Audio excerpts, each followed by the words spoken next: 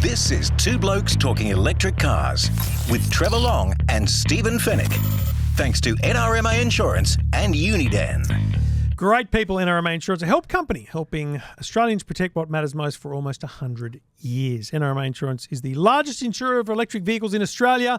And, of course, we do it thanks to the great people at Uniden Smart Dashcams. That's them. That's the logo to look for when you're in JB Hi-Fi or anywhere, or just look them up online.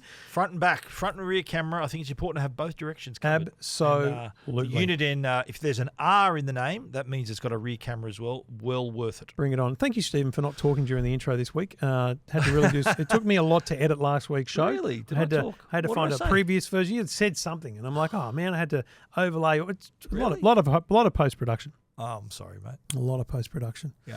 But anyway, we appreciate everyone it's not listening. like me not to talk, is it?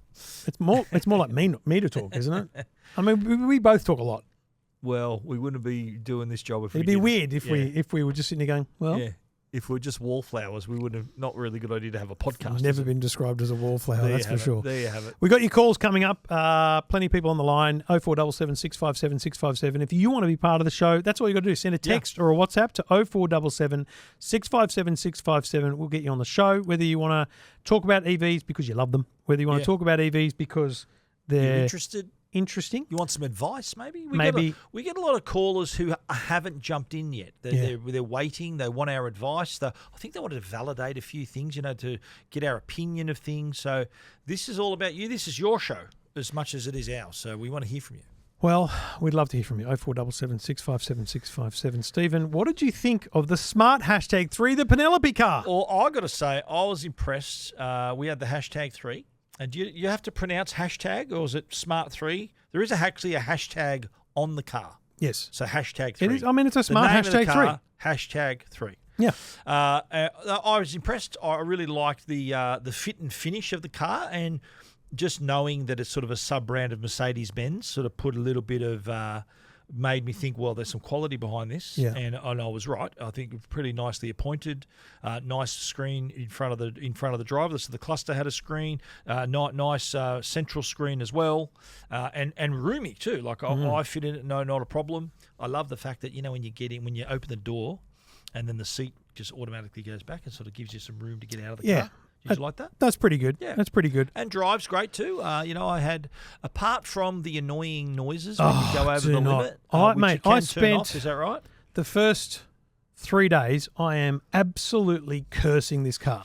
Like, I am legit angry at it. It's just beeping so much, and it's a really frustrating beep. There's just a lot of, kind of problematic beeps about it. Now, we've talked about this before. All bloody new cars do this. Yeah. It's ADAS. It's how they get 5-star rating. But there's different levels of doing it. There's different ways of doing it. And I think they need to find ways of making it manageable for the user. Now, it wasn't until I read someone else's review, because I'm thinking it can't be this bad. Why would everyone be saying this? Yeah. And one of these reviews, I think it might have been Stephen Corby, and I feel like he's at the AFR, but I could be wrong. It might be the Australian. Anyway, apologies. He wrote something like, bings and bongs, da-da-da, and then they reminded me of a button that was pre-programmed. So this is the thing. You got Apple CarPlay, big. Yes, you swipe down, you can go to like their app menu. Their dashboard. Then there's a home screen they've got. And then if you are on their home screen or dashboard and you swipe down on the right-hand corner like you do on a phone, there was all these configuration things. And one of them was like an auto settings button. You press it and it comes up with like your base settings, which are turn off the speed recognition, turn off this, turn off that. Yeah. Basically, it's their way of saying, we know you hate this, so do it. And as soon as you got to do it every time you get in. Yeah. But as soon as you do that, all done, no problem, great car. And I've got to tell you, fun car to drive. Yeah. Like this thing is tuned. It's a very tight steering, so it feels like you're in control of the wheels. For me, I'm a driver. I love driving, and it's what I love about my Cooper. When I get back in it, I feel reconnected again, right? Yep. I want to know that when I do this with a wheel, I'm feeling like I'm actually controlling the wheels, where in some cars it's a bit loose and you don't feel like you're directly controlling the wheels. And we, just for the record too, we drove the Brabus edition, which is sort of the top of the line really, isn't it? There's the Pro, Premium, and then Brabus is, like, this car actually had two-tone colouring. Yeah, you can have it red and black with the black roof, or black with the red roof. You can do all of it around that way. Not a bad look. $70-something thousand car. Yeah, but Not cheap. a lot of other great colours available though. So they gave us the Brabus to drive around, which I agree with you. Fun to drive, really nice, really sure. Did you try the rocket launch? No. Oh, in the settings again, not easy Rocket to find. launcher. But in Brabus mode, Yeah. you press rocket launch. You put it's like many other launch It's like a controls. ludicrous Put your foot on the brake Yeah. at a lights, accelerate, and then release the brake, and you get rocket launch. That's how you get your 3-second time. Okay. Yeah. Although on its own, it was pretty Mate, gutsy. even without Yeah. Brabus mode, it was gutsy. It So would- I it would would say move, yeah. there's three. I think there's a Pro Plus, a Premium, and a Brabus. Brabus. Yeah. I think Penelope got the Premium. Okay, so that's the middle one. That'd be in the middle. Yeah. I think so. Yeah. That'd be my pick as well. very- I don't look. The Brabus was Good-looking fun. car. I like sort of it wasn't too. What's the word? It wasn't very angular car. Yep. It had some nice curves to the car. Yep. So I think it was sort of more a gentle sort of, not aggressive styling. It's a little bit more Yep. gentler styling. Yeah. There's an internal sound you can turn on, like an artificial Yeah. engine sound. Turn it off. It's stupid. Yeah. It was horrible. I didn't like it at all. So what's the range on this one? That's a great question, Yeah, Stephen. I'm looking on the website. Glad right you now. brought that up. I didn't actually, because we did have plenty of charge in it when we picked it up. So we Oh, thought, that's what I got to talk about. In my review at EFTM, I actually wrote this car has a feature that every electric car should have. And what's that?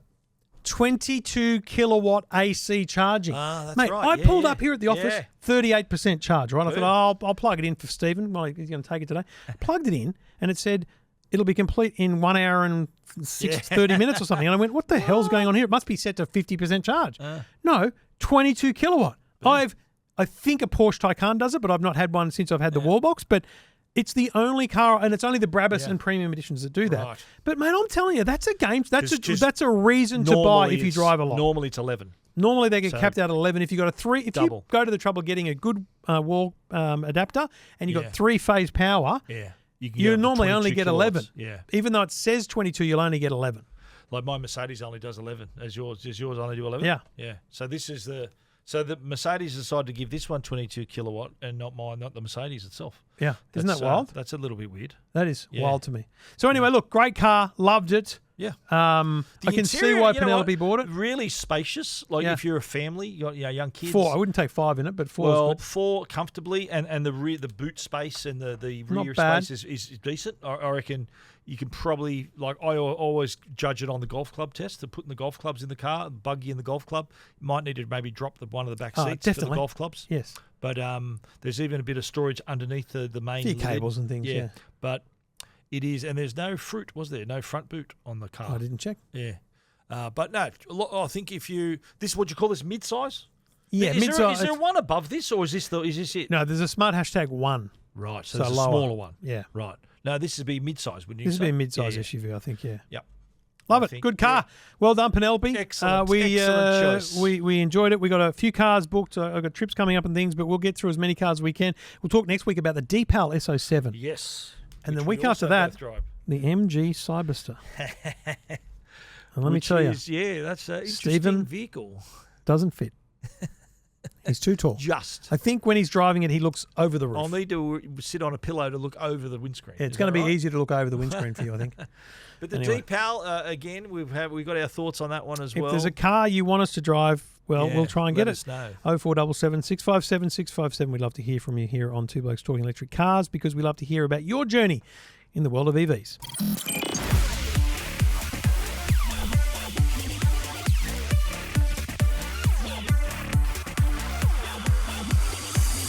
Well, I hope Penelope's happy with our conversation about the Smart #3. It's her car. That's what she ended up with after how many? 16 Maybe test 16. drives? Maybe Penelope's going to have to ring back now after hearing what we thought of the car that she bought. She's I don't had think she bought the Brabus edition though. So No, maybe not. No, but I'd love to hear her thoughts on it though. After yeah, what's let's it now? get it's been a few months. Yeah. Let's get a review anyway. 0477 657 657. If you've got an EV, you want to talk about it, you're in the market for an EV, or you're concerned about whether an EV fits your lifestyle, we're happy to talk about it.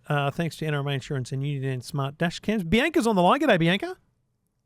Hello, guys. How are we? Yeah, really good. Where are you at in the EV world? Got one? Thinking of one? Wouldn't consider one? I am seriously considering one. I've had an absolute gutful of my diesel car, and I'm a little city dweller, so it was a poor decision on my part, but Okay. time to make a good one. And how long have you had that other car? I've had it about 5 years. Okay, Yeah, right. so it's kind of time for a change, isn't it? Well, so if you're in the Certainly. market, talk to us about your standard week and those Your driving extraordinary week, the things you do outside of that. Well, a standard week for me, I am a Canberran, so I drive about 3 kilometres to work and 3 kilometres home, and not a whole lot further A generally kilometre during of the week. roundabouts in there as well. Yep, good. Yep. Exactly. So you one could lap actually each, a walk to kilometre. work, Bianca. Is that what you're Let's be saying? honest. Could you walk to work? I probably should, if we're honest. But I do nip around locally a little bit after work sometimes as well, including to sport and things like that. But Sure. again, just within 3 kilometres. So really short trips during the week. And on the weekend, because I'm a Canberran, the first thing I want to do is get out of Canberra. And like all Canberrans as well, I like to mountain bike. I like to ski. I like to adventure in the mountains. So I want a car that's capable to take me off-road a little, but I do not anticipate I'll be doing any four-wheel driving or anything like so we're talking SUV style car here. What sort of trip length are Probably. those? Are those mountain biking, skiing? What sort of kilometres is one trip? Yeah, generally just to the south coast. So from here, I think sort of 150 to 250 kilometres, depending which part of the coast you go to. So not too far, but Easy. it does involve a mountain on the way down. Well, good news about mountains. They're arduous to get up. They're easy to get down, same as your mountain bike. Yeah. Think about how much energy you exert getting up the mountain on a mountain bike and how easy it is to get down. That's the same for the battery of your electric car. It will.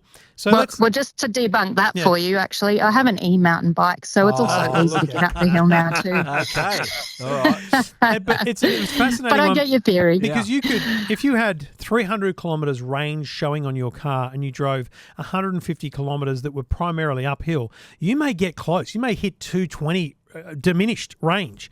So you may go, oh my God, that is unbelievable. But on the way back, you may use a half of what you used to get there. And I remember this. Yeah. My mum used to live in the regional New South Wales where it didn't feel hilly, but it was a slight incline the entire way there. And so I would use more going than coming home. And so the thing I'd say to you is 150 to 200 is not much for an EV these days. So I actually think that, I don't think you're out of the market for an EV just because of those trips, as long as you do some research on the common places you go. So I'm assuming there's 3 or 4 places you might mountain bike. There's 2 or 3 places you might ski. Those are the places that you need to do some homework on. Public charging. Yeah.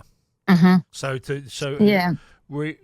I read your text to us. So your charging situation at home is that you live in an apartment, so you don't really have your own space to have your charger at home, do you?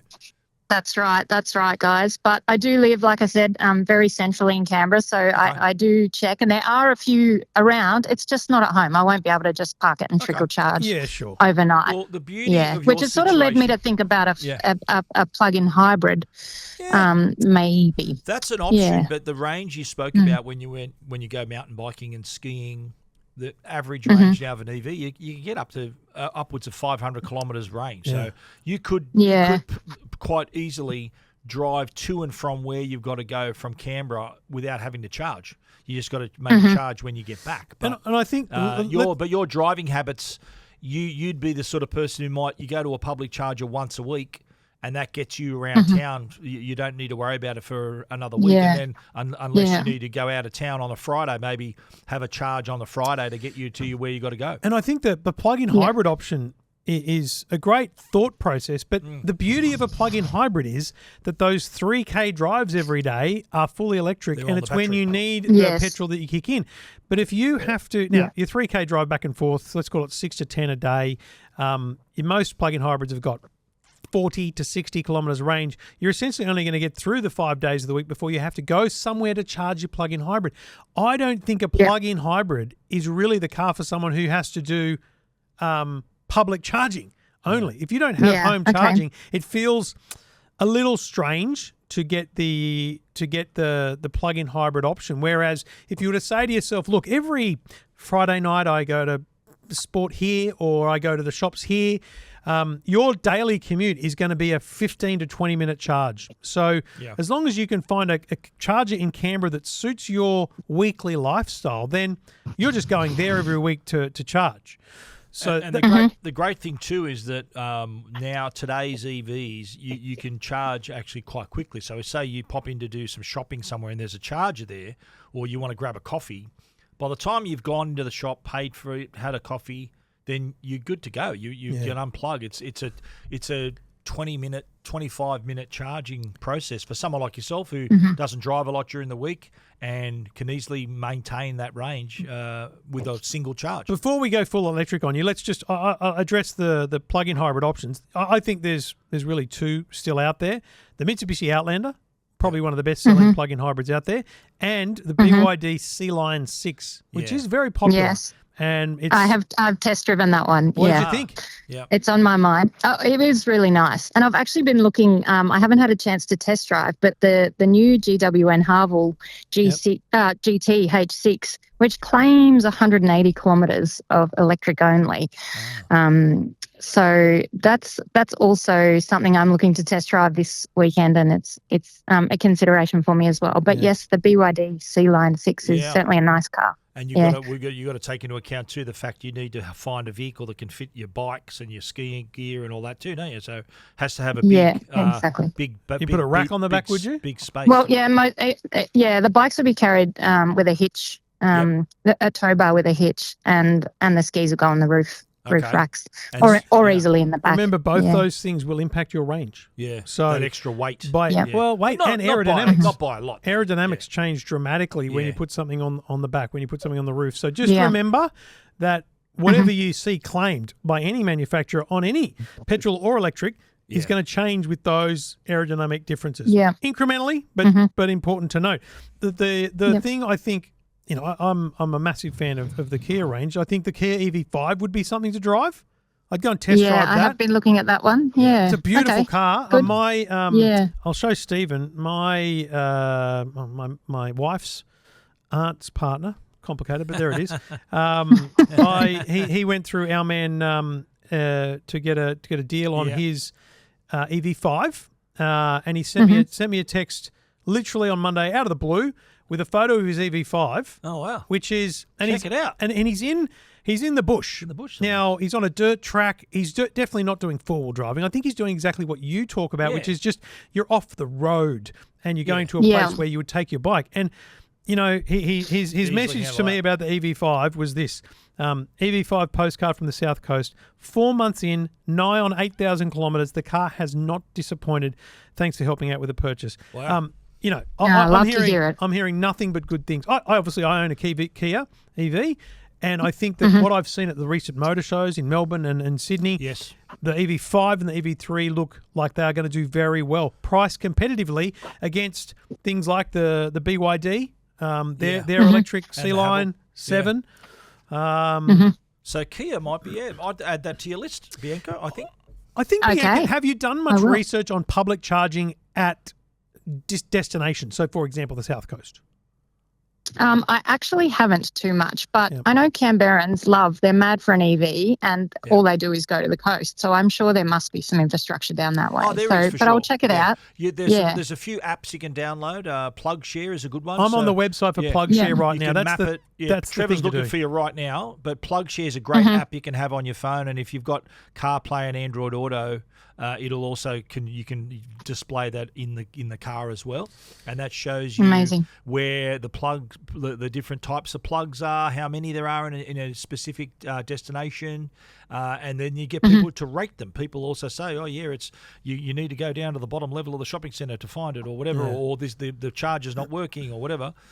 It's a great source of information. What do you got, Trev? Have you found it? Yeah, I mean, there's heaps on the South Coast. But where what exactly I would on the say South Coast would you go, Bianca?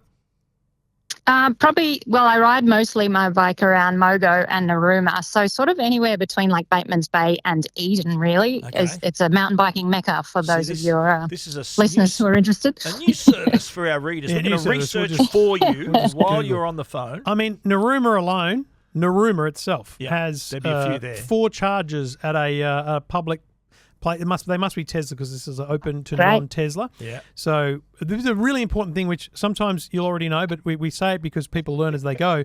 When you look at the Tesla sites on something like PlugShare or the Tesla app, some of them you can only charge if you're a Tesla. Some of them they say open to non-Tesla, and in this case, that is possible. There's also the Naruma Golf Although, Club. should we ask the question, Bianca, we saw in your message you're not a fan of Tesla. Would you charge at a Tesla supercharger, though? That's the thing. If it's giving you power, that's okay, but not the car.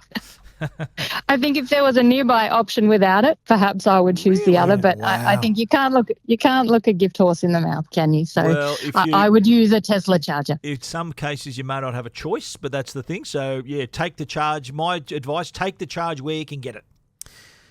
The last thing I'd say is that when you look at the range on something like the EV5. There's plenty of range. I think it's well over 400 and probably 500 Ks. There's different variants of the EV5. So the cheapest one, I'm assuming, is only 400 Ks range. I would go the Air or the Earth, and they're going to be 500 to 550 kilometres of range. Yeah, so great. when you're doing that, say to yourself, right, if I'm driving, like if you only go really bad on range if you're driving at 120 kilometres an hour, which you're not going to do because I'm assuming that the road is more regional. So I would say you're going to get pretty respectable range from that trip. So I want your homework is plugshare.com. Do some research on a few different locations. Where did I go in the last year? And within year? Canberra too. Yeah. And because if you can nail that charging, and remember, when you're in Naruma, for example, you need 15 to 20 minutes, maybe half an hour at the charger to be done. That's enough time to go and get a coffee. And then that's it for the weekend. That's your return trip sorted. So a little bit more driving. Go and check out the EV5, and we look forward to hearing from you when you've made your decision, Bianca. How soon do you reckon you're going to be pulling the trigger, Bianca? I think probably within the next month or so I'm looking to do that. So I'll give you guys a shout when I've made my decision for sure. But it sounds like I'll be test driving the EV5. And look, we have friends at Kia, we have friends we can help you there. In the motoring industry. Okay. I think Mitsubishi we can help with as well. So don't buy until you've just texted us and said, here's what I'm going to buy. Get a quote from a dealer. All right. So you know what it's going to cost you, and then contact us. I'll just refer you to our guy, and he'll simply give you a price. If it's no good, just buy wherever you're going to. It doesn't matter. But if you don't ask, amazing, you don't know. That's our saying. True. You don't ask, never a truer word was said. Good luck. Happy shopping. Thank you so much, guys. I really appreciate it. Oh, an absolute pleasure. Thanks for getting in touch. So that's the great thing about the journey, isn't it? There's something to learn along the way. You've got to... Of course. It's not but easy. You know what? This conversation we just had with Bianca, who sounds like a lovely lady, would be something if we were at a barbecue with her, she'd be picking our brain.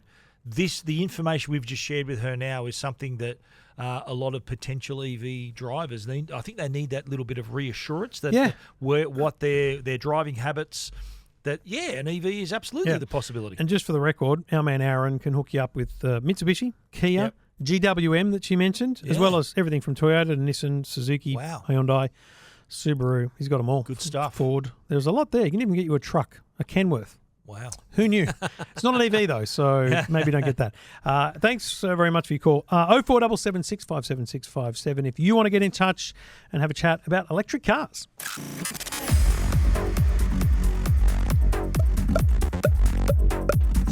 Sound effects.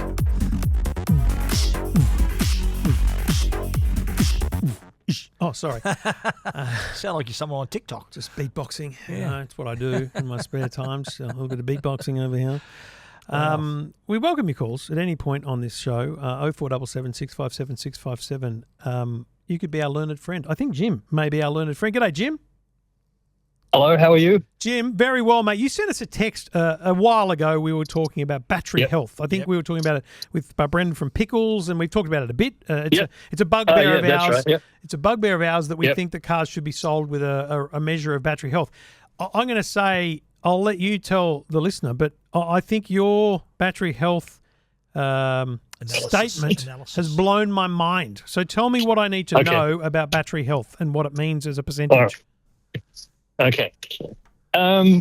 Batteries have a limited lifespan, and when they get below a certain threshold of actually charge or capacity, they perform differently. So usually a good battery is something that's above, they say, about 75%. So when your battery health says about 75%, it's probably at its end of its life. So they call that sort of end of life. So when someone says, look, my battery health is about 80%, Really, in fact, or if you sort of think about a battery life over a period of about 5 years, and you get down, or 5 to 10 years, and you get down to about 85%, you're looking at it's actually usable battery life, or the amount of battery life that it has left is about 50%. Oh. Because anything less than about 70 is useless. The battery management system can't guarantee that you're going to be able to sort of meet the demands of, if you accelerate really quickly or something like that, that it's going to have all that power available, because those cells have deteriorated or they don't even carry any charge anymore. Which is why Apple got into trouble, because they were throttling the phone's performance because of the battery health. Absolutely. Which they weren't telling people about, but in fact they were trying to help people look after their phones. Yeah. So that's right. So when there's not enough power available, take your example of the phone there, and you actually did something that required a lot of battery power, for example, a game or something like that, the phone turned off. It didn't have the available battery left because those cells were depleted. So even the poor phone was trying to do whatever it can in its management system to actually offset that. It was not enough. So, a car's battery management system is a little bit sort of more sophisticated than that. And what it will probably do is like what the phones do nowadays, is throttle down. Right. So what I'm hearing, as you just said, what I'm hearing is that this isn't just a range issue. This also becomes a performance issue for the car. Correct. Right. Because the thing is, it's not going to have that full amount of power required. So say if your car is a 350 kilowatt Pulsar 2, for example, when you first get it, the battery health is great. It's 100%. You put your foot to the floor and you've got 350 kilowatts available there. Yep. After about 5 odd years or 10 odd years, your battery health is about 80%. Maybe, half of those cells in your battery are not even holding charge anymore. So you're not going to get the full 350 kilowatts that you're going to expect. Because you don't have that power, that gas tank left. You've only got half a gas tank left. So is that irrespective of the type of battery? Like, there's all different types of batteries being chemistry. developed. Yeah. The battery chemistry as time goes on, correct. As time goes on, battery technology is going to get better and better. But, lithium-ion batteries, even the iron phosphate batteries and all that sort of stuff, they have a usable life limit, if you want to call it that, which is about 70-odd%. So, if your battery health is 70%, it's really at its end of its life. Does this also talk to the aftermarket for batteries? Because what I'm also hearing is that there is, in a 100 kilowatt battery out of my Kia EV9, in 10 years from now, it's at 80, maybe it gets to 75%. It's just not going to, the car's not going to perform well. It'll be in like limp mode or something, right? So it won't be in limp mode. It'll do everything normally. But, if you demand some extra power or something like that, it might not give it to you. It depends. And so critically, it's not. We're not saying that has to be replaced at that point. But let's talk about when it does get replaced, for whatever reason, whatever purpose. That 75% that is still there may be very, very useful in other ways. So, for example, could it be a home battery? Because there's a consistent load as opposed to power and performance. That's right. So, like your phone, for example, your phone was working great all the time until you played that really high intensive game that demanded that power. And then it shut itself off. Same with the car. So the car, like I said, even if your battery is at 70%, you could still, chug around suburbs and all that. Within your limit. 0 to 100 is going to be very different. Yeah. So Jim, that's right. And it depends on your battery management system as well. It depends on, maybe BMW has got a better battery management system that says, I'll give you a little bit more, but I'll just, take off that last 5% there just in case. If the car manufacturers do an Apple, maybe and sort of have sort of that management system where it can sort of pull back some features to maintain the battery health. It feels like there's a conversation around the types of batteries, the advances in battery management systems. So you might find that BYD, who's producing batteries at such an enormous rate, is able to push this technology further. And a different brand, just call them cheaper or whatever, may not have that, and therefore there's a disadvantage to owning that particular battery. But the other thing I do feel quite encouraged by is the fact that even if it's not fully there, you're only losing performance, but also there's an afterlife for these things, because even when a battery is at 50%, it's usable performance. It's still got power. Yeah. It's got the ability to store a certain amount. Yeah. which gives you an afterlife that, we're going to see home batteries that are used to be car batteries. Jim, So are you an EV driver now? Are you an EV driver now, Jim, or you just know a lot about this stuff? Yes. I've been 1 year into the journey. Okay. And loving it so far. What are you driving? Polestar 2 with all the packs. Okay. All the packs. So that's why you knew all the stats about the Polestar, as before? That's it. Yeah. That's awesome. Yeah, right. What drew you to the Polestar, mate? Can we ask? It was more of a car, and I liked the handling. The handling on that thing was just like a train on rails, basically. Yeah. You go around corners, and it was just unbelievable. Nice. And being more of a car setup as well. You got your front little display there, and not just the tablet. Those little things, sort of, and some buttons. It's got a few buttons in it, not a lot, but a volume button and a transmission lever, Some basic and things, the blinkers. The Blinkers basics, and the wipers and all that sort of stuff. All those things are there. I think we hear what you're saying. I like that. We hear that you're not a fan of Tesla, then, by the sounds of that. Oh, look, no, not really. I like Tesla. If you're into the technology stuff, Tesla is the way to go. It will just blow your mind in the technology that it has there. But I find it a little bit barren for me. Yeah. Fair call. Well, Jim, true. you have educated us in great ways today. Every day's a school day. We bow down to the master of batteries, that is Jim. Well, like I said, and just to sort of go on that as well. Having a battery that's near its end of its life doesn't mean that it's dead as well. You can possibly replace some of those damaged cells and put new ones in there. And so for example, the Polestar, I believe you can actually replace, because they've got 110 cells or something in there, you can actually replace some of those damaged cells. So instead of replacing your entire battery, you replace some cells and maybe get some extra years out of it. Replacing some light bulbs in your Christmas lights. It's going to be, Jim, it's going to be the next aftermarket for cars. Just like today, there are people that take engines out of cars that have been crashed and they repurpose them ready for... There'll be people that refurbish car batteries to be reused. Excuse the analogy. We're not far enough down the road yet for us. Correct. We're getting there, though. Hey, Jim, look, it's all smiles from here on anyway. That's a good point, Jim, and we appreciate you getting in touch, mate. It means a lot. No worries. Thank you, mate. Good on you. So there we go. Well, it's every day's a school day, as you say, Stephen. Absolutely. Look, it's something that I remember harking back to I remember when I did my drone course to get to be a drone licensed pilot, and they kept saying, battery, that's your fuel. It's important to know about it, to learn. And that's the same deal here. This is your fuel. Yeah. So if you're in the market for an EV, or even if you own one now, it's really important to know a little bit about it, to maintain the health, to know your range and all those sorts of things. So, I think it's the days when we've moved on, you and I have for sure, where you just fill her up and off you go. That's a thing of the past. Yeah, very much so. You've got to put you got to learn a little bit and know the car. You got to know your vehicle. Two Blokes Talking Electric Cars. We'd love to hear from you. We love talking to you. 0477 657 657.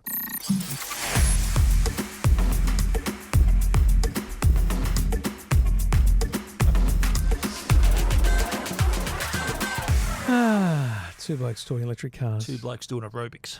Two blokes shouldn't be seen on camera dancing. Let's be honest. Yeah. Even with just our hands. It's embarrassing. Yeah. I'm embarrassed for me. We're just trying to, we're just building those energy, just give it off that energy. We've got energy. Is that the energy you want to give off to the world? Well, better than nothing. I regret it. Better than nothing. 0477 657 657. Leo's on the line. G'day, mate. How you doing?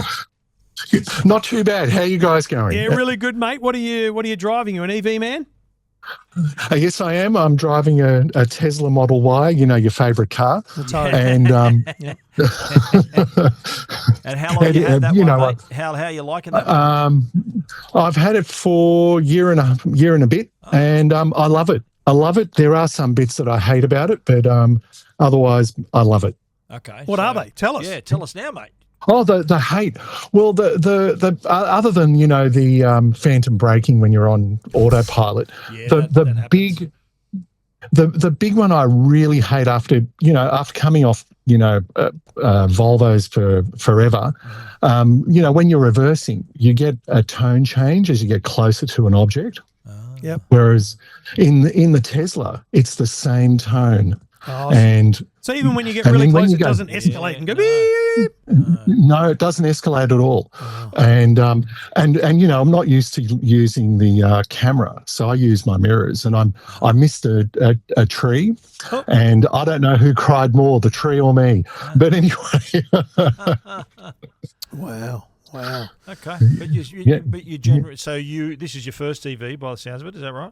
yeah, it is. It is my first TV, and stay seated. I've actually bought another one as well, Hey. another frog Really? or toad. Really? Yep. I bought another one. You're a two-toed You're home. a two-toter.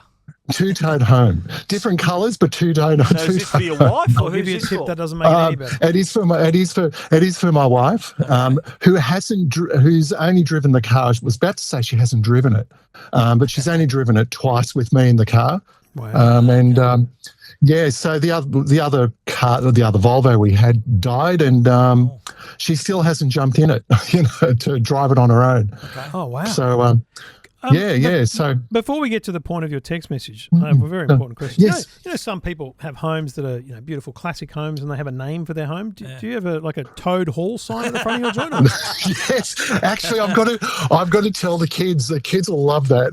Toad Hall. Yeah, what's that from? Because you should watch that. What is it? It's is it Mario Kart? Mario Kart or something it's like from that. That's Beatrix Potto, isn't it? Beatrix Potto. Yeah, The Wind in the Willows. Oh, Wind look, in the Willows. that I'm not sure of. Wind in the Willows. Mr. Toad. You Wind in the are, Willows. as a two-toed owner, you, my friend, Yep. are Mr. Toad. Yeah. But that is not why Mr. you got in Toad. touch. You got in touch with No. an interesting question about road usage charges.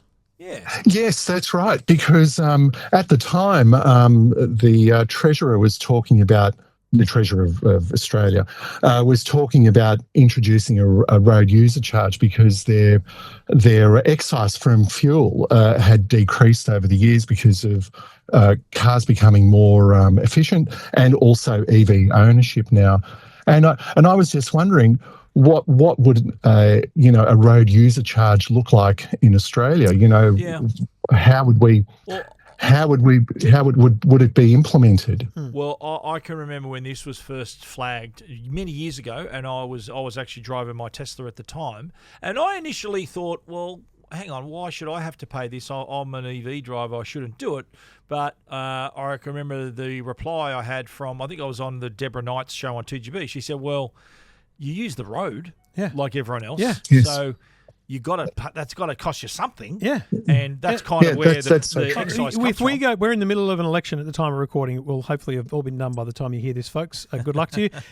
But Yes. I did the numbers in 2019 there at EFTM.com where I talked about what this mattered, because at the time Bill Shorten was saying we have to go fully electric and all this kind of stuff. Yeah.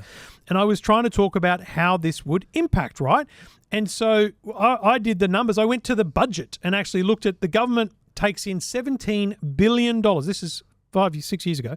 $17 billion a year from us paying taxes when we buy petrol. So now, with projected revenue growth, that goes to $27 billion in 2030. So the question for electric vehicle owners that I have, and I'm one of them, is how do you expect the government to fill the gap left reconcile by that. you not paying $1 billion, let alone $10 billion of that $27 billion that funds in part or all road maintenance, road upgrades and things like that. Yeah. So the Victoria tried this. Victoria implemented a road user charge and it became part of your rego, basically. Yes. Now, that got overturned in the federal court or the high court, one of those bloody things. Yeah.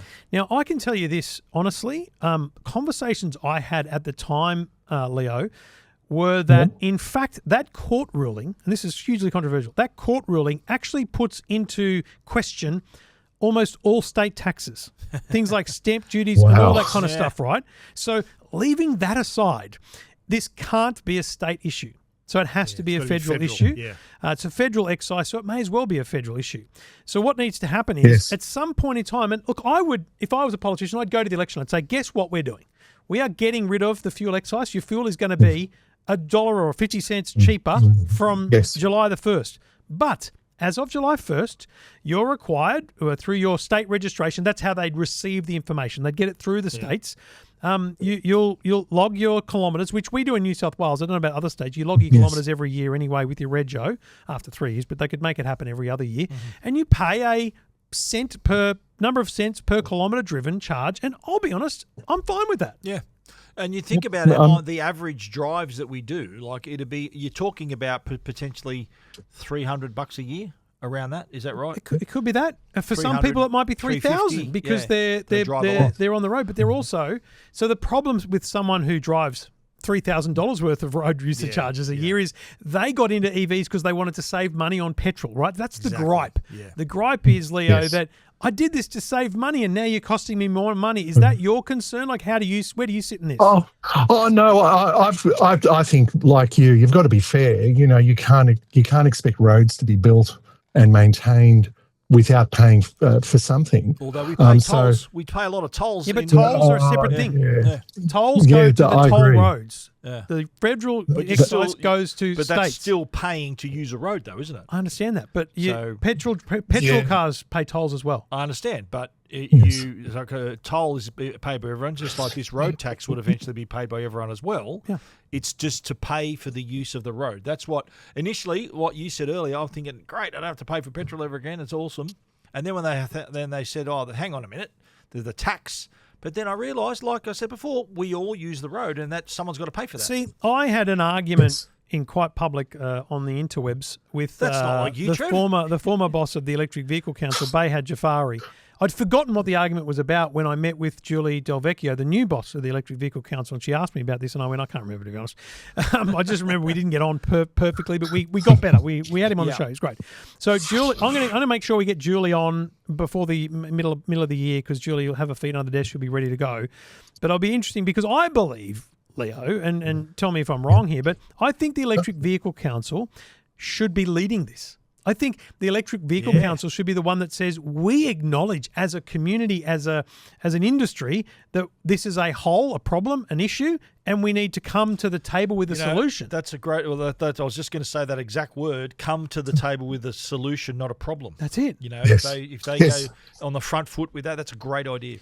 I think it'll be interesting to see what other people think. 0477 657 657. But it sounds like, Leo, that you're accepting that at some point in time you're going to get an invoice or a tax or something for your toads. It's just yes, exactly. The toad tax. Absolutely. The toad tax. Let's just thank your lucky stars I'm not running for Parliament, because you'd be taxed more. Yeah. Right. Hey, what two colours are they, mate? What are your colours? Red and white. Oh, okay.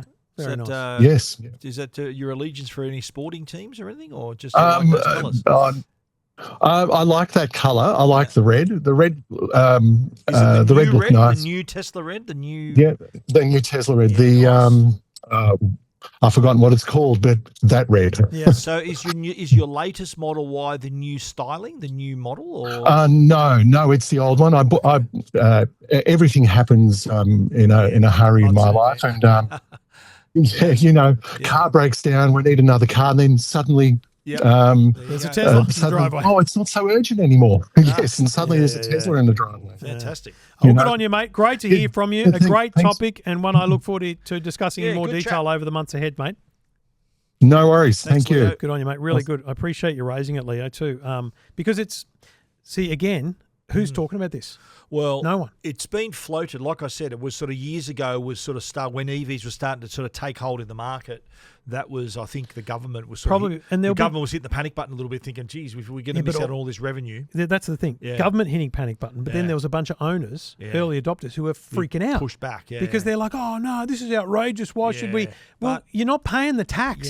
So you're avoiding tax. Good on you. Yeah. You're paying a different tax. But you are using the roads. Yeah. So, you can't avoid that. Unfortunately, I think, at least we believe, that there has to be a conversation. I don't know what the solution is, because logistically, price-wise, what is it? But like you said, it's got to be a federal thing, eh? So everyone is under the same But also, rules. let me be clear.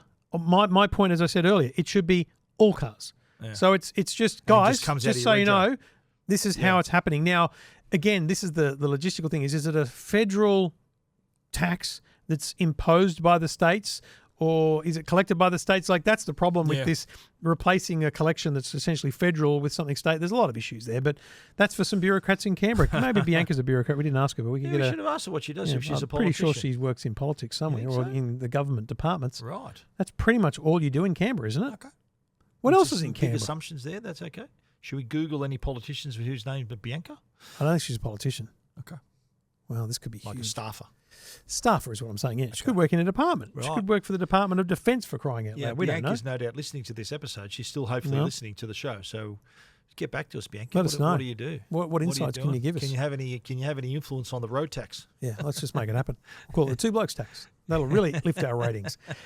Thanks for listening, folks. Great to have your company, and we'll be back again next week with another episode of Two Blokes Talking Electric Cars. I'm hoping next week actually to speak to Amber Electricity, the electricity company, about vehicle to grid. They've got a Vehicle-to-grid, genuine trial coming up in Really? June, opening up to broader members of their community later in the year. So that they reach out to Yeah. us, which is awesome. I'll be very interested to hear about that. Yeah, I'm dead keen to see the timeline on that and what they see happening. So that if it's not next week, it'll be soon. And also in a week or so, we'll be talking to the boss of the NRMA Insurance. Yeah, absolutely. Because they've got an upcoming report that's going to be released. We won't go into great detail, but more EV knowledge to learn from the good people at NRMA Insurance, who are proud supporters of this great show, as are Uniden Smart Dash Cams, and we appreciate their support. Stephen, let's do it all again next time. I shall be here. All right, mate. See you then. Bye-bye.